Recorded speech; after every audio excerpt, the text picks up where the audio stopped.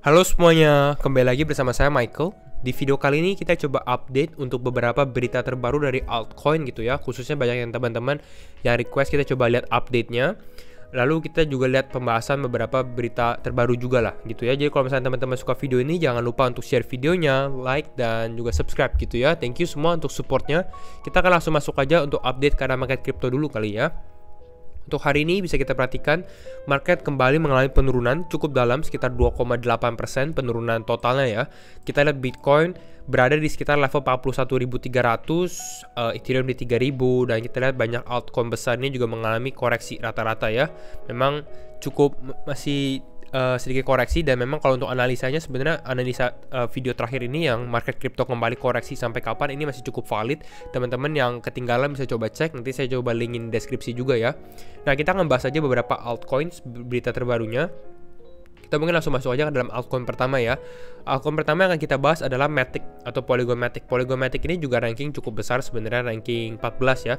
Teman-teman harusnya sudah tahu dia adalah layer 2-nya Ethereum, scaling solution-nya istilahnya. Jadi lebih cepat, lebih murah, dan lain-lain. Nah, yang menariknya ini adalah Polygon Matic ini sudah implement atau mengimplementasikan hard fork terbaru dari atau EIP terbaru dari Ethereum, yaitu EIP 1559. Jadi awalnya EIP 1559 ini sudah dimaksudkan di Ethereum gitu ya. Lalu sekarang ini sudah dijalankan di Matic istilahnya. Nah, sekarang kita bahas dulu sedikit tentang EIP 1559. Nah, intinya EIP 1559 ini nih, EIP 1559 upgrade introduce the same fee burning mechanism. Jadi fee yang di Ethereum ini itu kan akan dibakar. Makanya kita bisa lihat harga Ethereum sekarang nih, atau supply-nya Ethereum ini menurun gitu ya, deflationary token. Kenapa? Karena dengan EIP 1559 ya, atau London Hard Fork gitu ya. Teman-teman bisa perhatikan dari sini di Ultrasound Money, kita bisa lihat ini burn total Ethereum untuk satu hari aja sekitar 10.400 Ethereum. Jadi bisa dibilang ini supply yang di burn. Jadi makanya Ethereum ini cukup bagus sekarang karena memang fee-nya itu di burn. Dan kita bisa lihat juga burn leaderboard. Artinya apa? Artinya ini adalah beberapa platform yang sering memakai Ethereum, sehingga fee atau gas fee yang dikenakan ini di burn. Dan kita lihat ini yang sekarang yang lagi trending ini OpenSea, berarti ini artinya lagi banyak orang yang menjual NFT gitu ya, karena kita lihat ini 1.800-nya ini dari OpenSea gitu. Lalu kita ada Ethereum Transfer, ada Uniswap, dan lain-lain gitu ya, bisa kita perhatikan. Nah, sekarang yang menariknya adalah EIP 1559 ini sudah diimplementasikan di Matic. Jadi artinya apa? Artinya setiap transaksi fee dan lain-lain di Polygon gitu ya, itu akan ngeburn Matic-nya atau token Matic. Jadi sebenarnya cukup positif untuk Matic-nya, tapi sebenarnya ada beberapa hal sih. Yang pertama adalah di network Polygon Matic itu gas fee-nya nggak sebesar Ethereum gitu ya. Jadi makanya kalau kita lihat kenapa Matic nggak naik dengan adanya London Hard Fork ini, karena memang gas fee yang dibakar itu nggak terlalu banyak, tidak seperti Ethereum. Makanya ya nggak terlalu naik, tapi ini cukup bullish. Karena kenapa kita bisa perhatikan, the supply of Matic is likely to become deflationary. Jadi supply Matic itu bisa mengalami penurunan sekitar berapa? Sekitar 0,27% every year atau setiap tahunnya ya. Tapi penurunan sekitar 0,27% ini termasuk kecil sih gitu ya. Tapi cukup positif ini dari Matic. Lalu kita lanjut ke yang kedua ya. Ini juga banyak yang nanya, yaitu adalah bagaimana nasib dari Loopring atau LRC ya. Kita coba mungkin lihat Loopring LRC ranking berapa ya LRC. Nah, ini lagi mengalami penurunan cukup dalam juga sih selama beberapa hari terakhir. Kita lihat sekarang dia 1,13 dolar, ranking 72. Ini juga di Ethereum. Nah, kenapa dia turun terus? Kalau teman-teman bisa perhatikan ini dari 1 bulan terakhir, ini juga sempat kita rekomendasikan ya. Ini mengalami penurunan. Nah, kenapa? Karena di sini kita bisa lihat ya, GameStop entering NFT and cryptocurrency market as part of turnaround plan. Jadi awalnya ini kalau teman-teman lihat ini, GameStop ini salah satu perusahaan game yang cukup besar juga di Amerika gitu ya. Ada stoknya GME kalau teman-teman familiar juga. Nah, sekarang GameStop ini masuk ke dalam NFT dan cryptocurrency, dan mereka memang rumornya itu berpartnership dengan yang namanya Loopring. Mana ya? Ini saya ada. Nah, ini why Loopring cryptocurrency is plummeting today, atau mengalami penurunan untuk hari ini atau beberapa hari terakhir. Karena kalau kita perhatikan ini, GameStop is gearing up to launch a division centered on cryptocurrency and NFT. Jadi GameStop ini memang tadi kita sudah bilang mau launching NFT projectnya, bisnisnya, dan lain-lain. Memang rumornya ini partnering dengan Loopring, makanya banyak orang langsung demand Loopring itu cukup naik gitu. Tapi ternyata beberapa hari terakhir ini ada kabar bahwa partnership ini nggak terjadi gitu. Ada rumornya, tapi belum ada kejelasan lah kalau dari Loopring-nya ataupun dari GameStop-nya sendiri. Tapi ini memang kalau kita lihat ini sudah ada cuplikan bahwa GameStop ini akan melakukan atau rilis NFT project-nya, Change the Game. Kita bisa lihat ini GameStop ya. Jadi ya sebenarnya ini masih rumor juga sih untuk Loopring, makanya sedikit terjadi penurunan ya. Tapi secara fundamental sebenarnya Loopring masih bagus, dan ya kita lihat aja karena berpas-pasan juga pada saat sekarang ini market crypto bisa dibilang lagi koreksi juga Bitcoin-nya ya. Jadi gitu. Lalu kita lanjut lagi ke berita ini. Nah, ini cukup menarik, yaitu adalah VeChain gitu ya. VeChain bagaimana nih? Kita sudah lama nggak bahas VeChain. VeChain sebenarnya lagi cukup menarik karena memang yang sempat kita sudah bilang juga untuk VeChain ini sudah banyak project real life gitu ya, bisnis-bisnis yang sudah implementasikan VeChain atau teknologi blockchain di bisnisnya mereka menggunakan VeChain.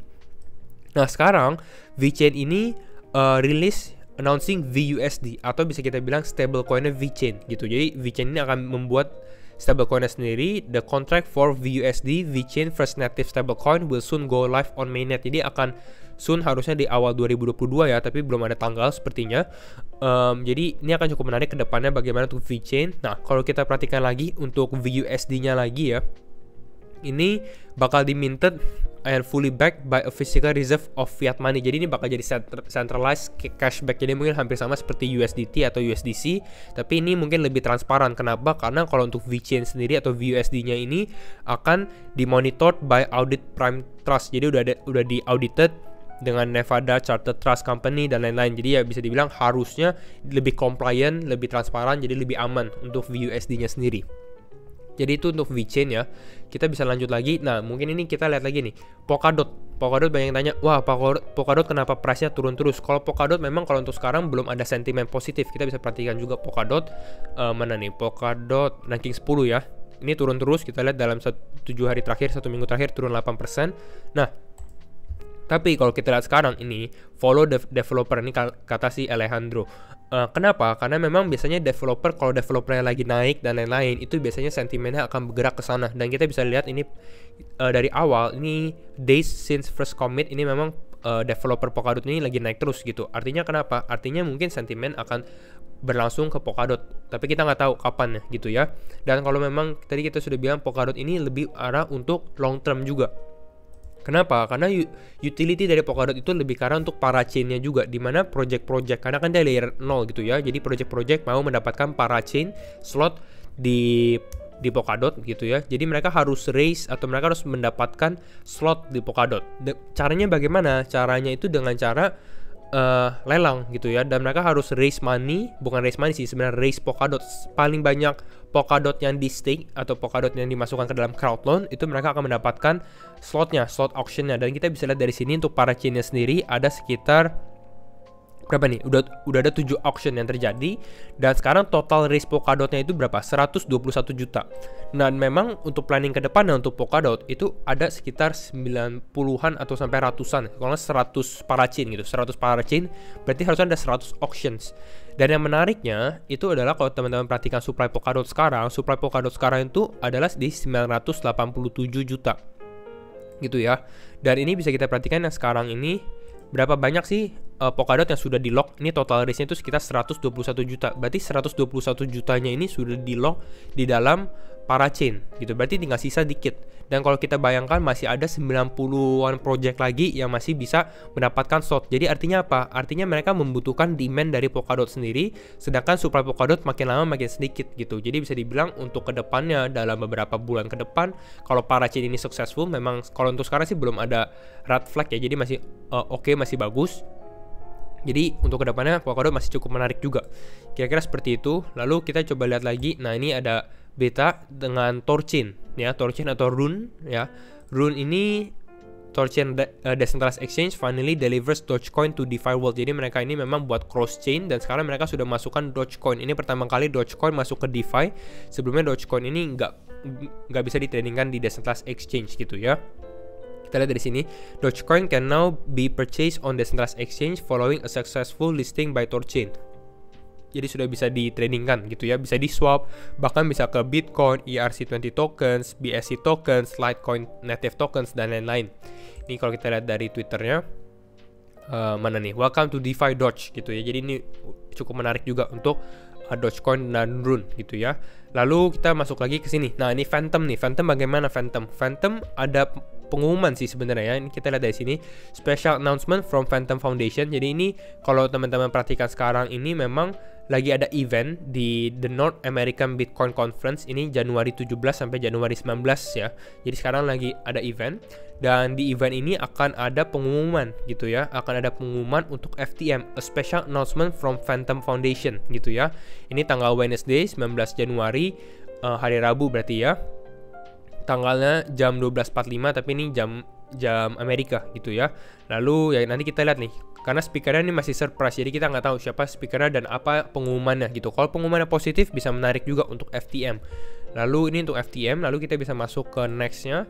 Nah, nextnya ini adalah Avalanche. Avalanche juga salah satu crypto layer 1 yang memang lagi on the rise juga. Kita bisa perhatikan Avalanche ini ranking 12 gitu ya, sempat masuk ke dalam top 10, dan saya rasa ini memang untuk Avalanche memang dia layak sebenarnya untuk di dalam top 10 ini. Kenapa? Karena kita bisa perhatikan perkembangan Avalanche gitu. Teman-teman bisa perhatikan ini Avalanche ecosystem di bulan Maret 25 Maret 2021 gitu ya. Jadi tahun lalu hanya sedikit sekali gitu ya. Walaupun ini udah termasuk develop, tapi kalau kita perhatikan ekosistem Avalanche sekarang, nah ini adalah ekosistem Avalanche sekarang. Jadi bisa dibilang dia benar-benar developing banget, banyak sekali di apps yang di dalam Avalanche ini, project-projectnya juga. Bahkan dari foundernya juga. Kenapa saya suka Avalanche? Karena Avalanche ini juga cepat gitu. Ini kita bisa lihat dari sini. Avalanche is the fastest smart contract platform in the world, dan ada gas fee, tapi gas fee-nya juga sedikit gitu, low cost gitu. Jadi cukup murah juga dan lain-lain. Dan banyak orang yang juga memakai Avalanche. Ini teman-teman bisa perhatikan dari C-chain activity-nya sendiri ini lagi increasing banget. Bayangkan dari Januari 1 2021 ini hampir 0 gitu ya. Kita lihat sekarang Januari 1 2022 masuk ke 2022 ini transactions count-nya ini hampir 60 juta transaksi itu, daily kumulatif transaksi gitu ya. Jadi cukup menarik juga untuk Avalanche. Lalu apa yang kita bisa bahas lagi ya? Nah, ini kita bisa bahas satu kripto juga yang lagi on the rise juga, dan ini mungkin cukup menarik apalagi kalau misalnya market crypto bisa reversal atau bisa kembali naik lagi. Yaitu apa? Yaitu adalah Theta ya. Theta sering hanya sedikit sih yang bahas ya. Kenapa Theta? Here is why Theta could be a breakout start in 2022. Jadi maksudnya ini kenapa Theta berpotensi lah istilahnya ya. Kita coba lihat. Pertama, ini ada yang namanya Project Theta Drop, dan Theta Drop ini untuk NFT marketplace-nya Theta sendiri gitu ya, dan ini akan launching di bulan Februari, tanggal 1 Februari gitu ya. Jadi ini akan menarik karena memang hype-nya ini lagi di Theta Drop. Teman-teman bisa perhatikan di sini traffic to Theta Drop has grown atau bertumbuh sekitar 3 kali in just 2 months gitu. Ini Theta Drop. Jadi akan menarik, dan Theta ini bergerak di bidang streaming dan NFT, dan mungkin kalau misalnya di metaverse dia masih ada relasinya lah istilahnya ya, Theta Drop.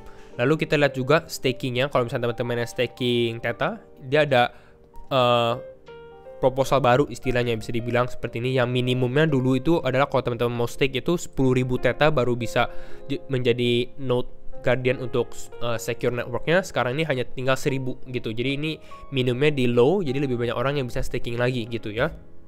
Barrier of entry-nya diturunin. Jadi cukup menarik. Lalu yang terakhir ini ada apa ya?